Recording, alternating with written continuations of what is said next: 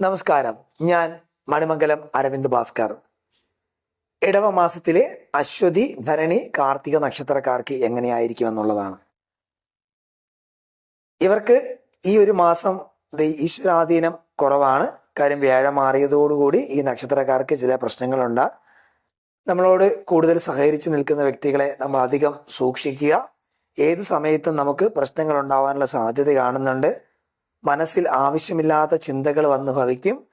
ആവശ്യമില്ലാത്ത കാരണങ്ങൾ കൊണ്ട് നമ്മൾ ഓരോ കാര്യങ്ങൾ ചിന്തിച്ച് കൂട്ടാനുള്ള സാധ്യത കാണുന്നുണ്ട്.